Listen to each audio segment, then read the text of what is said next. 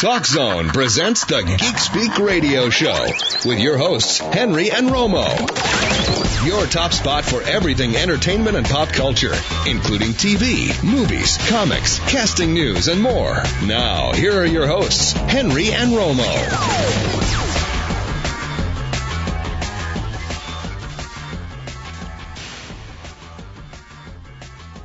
Hi, we're here. Well, I'm here at least. So I was telling Romo, trying to find him for it because he tried to steal it. I have a book here that I've actually had it for a while. Came out back when was it? In May of this year. It's called The Sons of Liberty. Why do you like it so much, Romo? First of all, before we get into it, the artwork is great. The time it takes place. I think it was when I first heard about it, I thought it was very original. Great stuff. Great stuff. Love the storyline. The artwork is great. Yeah, that's what I like about it. It is very different for sure. We just happen to have the creators and the writers, two brothers, Alexander and Joseph Lagos. Hey guys, you guys there? Hey, how you guys doing? Fantastic. First of all, let me make it personal. On behalf of my son and myself, we've been reading this since it came out. We really, really love it, and thanks a lot for just giving us just hours of entertainment with the book. Oh, awesome. Thank you guys for having us. We're absolutely blown away and thrilled to be here right now. Let's get to know you guys first of all. We'll talk about the book in a second. Let's get to know you guys first. Who wants to go first? Joe, go ahead. Alex, would you like to go? Okay. All right, sure. Go ahead, I'll buddy. go first, I guess. Okay. All right. Hi, this is Joseph. How you doing? Hey, Joseph. Welcome. So tell me about your background, your childhood, how you grew up. Okay. Well, I was born in Montevideo, Uruguay, down in South America, and my family moved to Elizabeth, New Jersey back in the day, a long time ago, it seems now. And I was raised in Elizabeth, New Jersey, and learned. Yeah, old man. Okay. I won't give away my age. I'm going to try to keep that one secret. But anyway, so I was raised in Elizabeth, New Jersey, and my family moved to Houston, Texas, back in 1980. And I lived there. I've been there ever since. I've been here ever since, I should say. But while we were up in New Jersey, we had a lot of exposure to history, and I mean, there are historical landmarks and placards everywhere in the city, and you can't help but become influenced by that, and you develop a love for history early on. That's what happened to me. I developed a love for history, and it's been with me from all my life, and that's.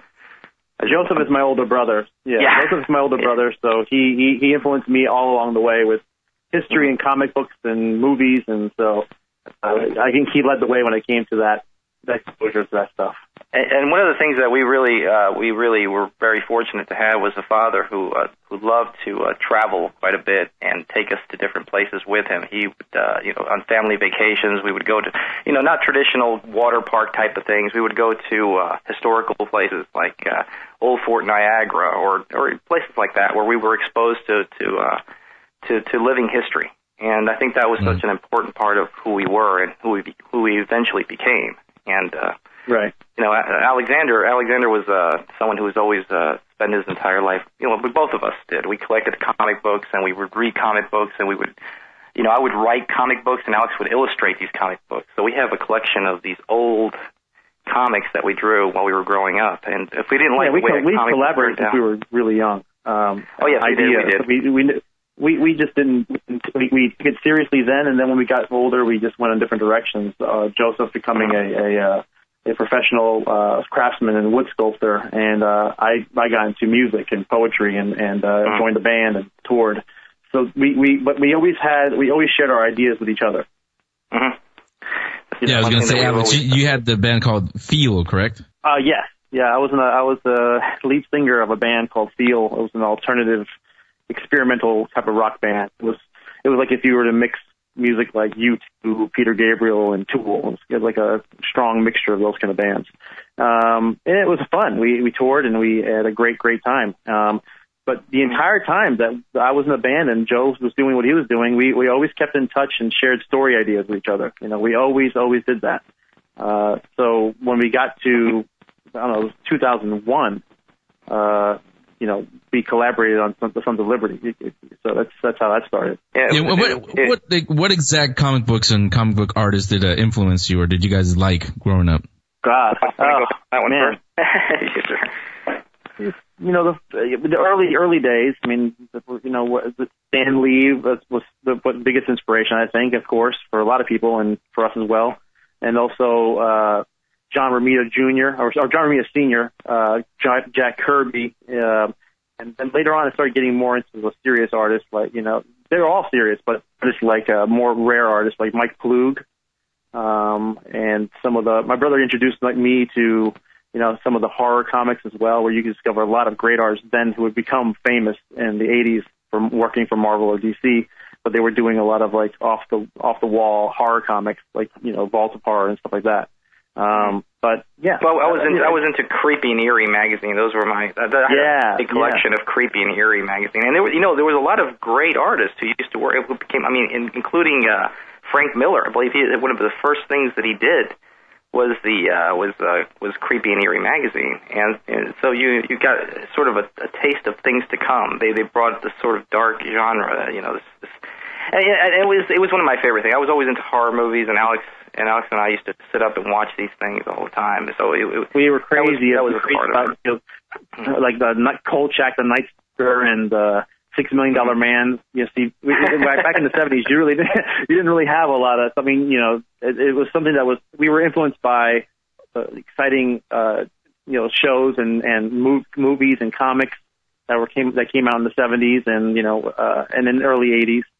So yeah, I mean that's all that stuff was a part of our everyday life. Yeah, I'm from that era myself. What do you geek out about today? What movies besides finishing up the Sons of Liberty story? But what do you guys geek out over today? Oh boy, well, I personally know that this got really bad reviews, but I absolutely loved The Wolfman. I thought it was like the greatest werewolf movie of all time. I loved it. I thought it was like incredible that they took such an incredible risk with it. That they actually went in there and they didn't, you know, they gave us a Wolfman. They didn't give us the big, you know, hairy, you know, wolf head. They gave us a guy with the makeup and all. It just was so classic and traditional in a fun way, and that was just cool. Very, very cool. And I think I can help but be excited. Right? Yeah, I geeked out over that big time. I mean, I went and saw it 5 times. that is geeking out. Yeah, I like that movie too. And you know, spoiler alert here, but they actually gave us 2 werewolves in this one. I know. Yeah, it's true. It's true. Yeah. It was fun to movie. And but as far as comic books, gosh, I liked the League of Extraordinary Gentlemen series. I thought the second book was not as exciting as the first one, but the first one was great. I don't know. I'm trying to think of what else. I like the Ultimates, but they came up with some good stuff. But I really, my brother and I are so into the Sons of Liberty right now that we're so focused on working on this series that it's kind of hard to break away and let anything else distract us. I don't know, Joe, what are you reading right now? Well, other than Voltaire. No, Voltaire. Well, let me tell you, as far as geeking out over things, I mean, I think who can help but be a little bit, you know, excited about, or a lot excited about the Avengers coming out, and you know, all the things that Marvel and DC are doing these days. I mean, the technology is really caught up with the genre, and it's exciting to see that happen. Definitely, yeah. But like Alex said, I mean, we're focused right now on working on this book, on developing this and the story, and trying to make it as exciting as possible. So maybe, you know, we can join in those ranks one day. You never know. But work as hard as we can. Yeah, once you get into the writing process, you kind of don't want outside influences to kind of to redirect your thoughts. You know. Exactly. You really don't want to have anything kind of come in there and start. You don't want to compete. You want to develop something original, and you want to have something that's fresh and different. Yeah, it stands fresh in your mind and stands on its own merit. Absolutely. So in a way, you kind of take on the sort of a monk lifestyle when it comes to other forms of entertainment. You know, stay away from a lot of the superhero action films and focus on what we're doing. But that's basically where we're at right now. That's, you know, like I said, there's a lot of things out there that I can't wait to see when they do come out. I know that I'm going to see the Avengers, and I'm going to see, you know, the Captain America movie, and all these things that are in the works right now. It's incredible that they're making these movies nowadays. Really, mind-blowing. And seeing how a lot of the comic books that you guys and myself grew up reading, seeing how they're being turned into movies, as comic book creators and writers, is that in the back of your head? Are you thinking maybe I'm making the next big superhero comic book movie? Oh, well, definitely. Wow. We know we are. No, let's be honest, Alex. We know we are. No, actually, the thing is, we really love the story. We love the series we're working on. We really believe in it. It means everything to us, and it's been envisioned almost as on movie terms. When we work on this series, we think of it every panel as a screenshot from a movie, and so the ultimate satisfaction would be to see this thing live on the screen right there in front of you, and that would be beautiful. And actually, it was born that way. I had a dream of I was sitting in a movie theater and I saw this on the big screen, and that's how it kind of started. I think the idea that we have for this, and if you try to create something that's really original and different and exciting and has its own life, I think what comes afterwards, what comes your way afterwards, will come on its own. We always picture this as a movie. We've always pictured this as a movie. We've always dreamed of seeing that on the big screen. But the most important thing right now is to concentrate on each book and make sure that each one has its own legs and is able to stand on its own and is be able to entertain and be able to make people think as well. So if a movie does come out, and if it is the next big thing, well, that's fine. But we want something that really endures and will entertain people for years to come. Not just a short period of time, not a flash in the pan, but something that has its own life. Goes on moving. Yeah. So again, we're talking to Alexander and Joseph Lagos. They are the creators and writers of the Sons of Liberty. Have it right here in my hands. No, Romo, you can't have it. We'll continue the conversation. We'll get more into the book itself in just a few minutes. Don't go anywhere. Geek Speak Radio Show will be right back.